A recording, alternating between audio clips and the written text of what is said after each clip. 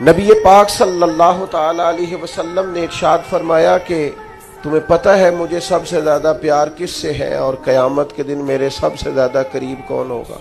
امتی کی ساری زندگی یہ دوڑ رہتی ہے کہ میں کسی طریقے سے قرب مصطفیٰ کو پاؤں۔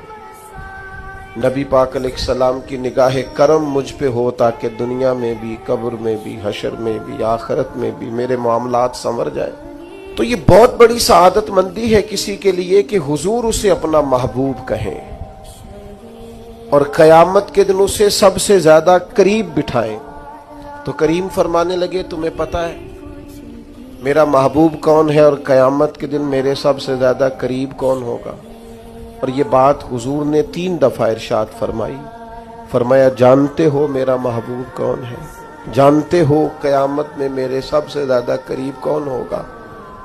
حضور تو اشارتاً بھی کوئی بات کریں تو بڑی بات ہے، 3 بار ایک بات کو دہرا کے محبوب نے فرمایا میرا سب سے زیادہ محبوب وہ ہے اور قیامت کے دن میرے سب سے زیادہ قریب وہ ہوگا جس کے اخلاق زیادہ اچھے ہیں۔